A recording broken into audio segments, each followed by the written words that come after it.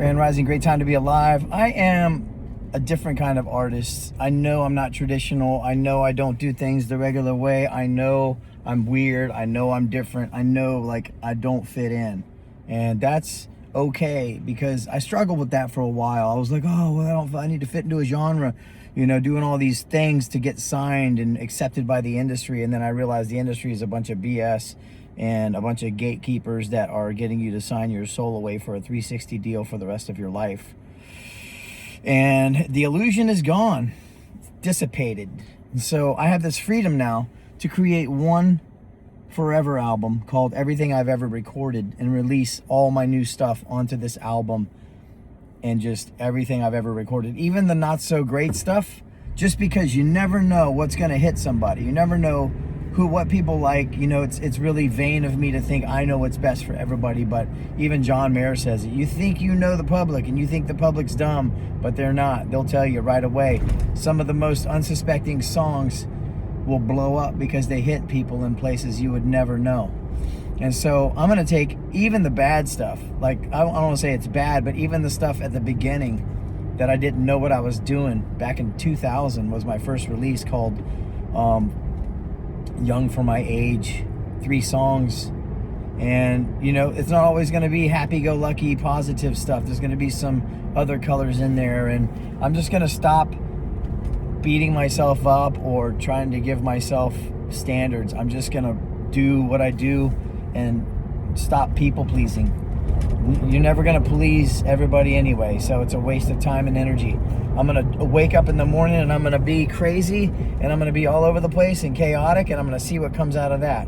I do these things called pajama jams where I just raise my antenna to the universe, to the central sun, to God, to whatever you choose to call that, and I just open the muse and see what comes out. Sometimes magic happens, sometimes not so much, but in that process, I'm flexing that muscle. I'm building that muscle of creativity, improvisation, letting it flow, not judging myself, and just giving the gift of music and melody and feeling, something that I can't do with just words.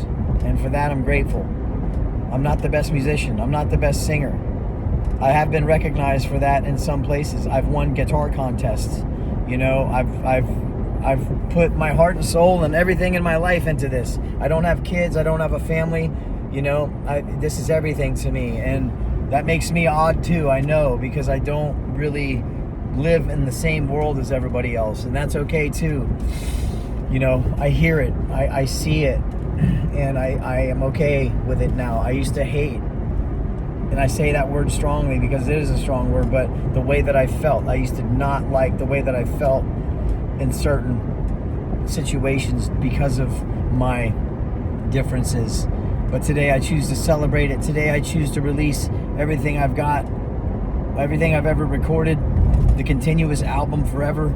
There's going to be no pre-release dates, no pre-saves, none of that stuff. I'm going to go to the studio and I'm just going to kick it out. I've worked with many different producers, including Rick Beato, including Bob Olson, who used to work for in Motown. You can look these people up. Brad Cox, John Avila from Oingo Boingo out in LA. I've worked with amazing producers. Some of them I don't even want to recognize anymore because the experience was so bad. So, yeah, there's that too. You know, there's the experiences of the up and downs in the music industry and the creative energy and who you choose to work with. You know, all of those dynamics go into music. I don't think people understand everything that it goes into being a professional musician or an artist. You know, they're out there doing 9-to-5 jobs and in the matrix, and they're not even in this chaotic world that I live in, which is okay. Everybody's got their own version of that. But the dynamics of the personalities and the egos and the sensitivities and the poor little old me's and I'm not getting enough attention and all of that, just whoosh. No thank you. Sometimes working alone and just hiring people for little things here and there is the best way to go. Shout out to Chris Dodson, who just recently helped me create my latest creation called Undeniable Hope.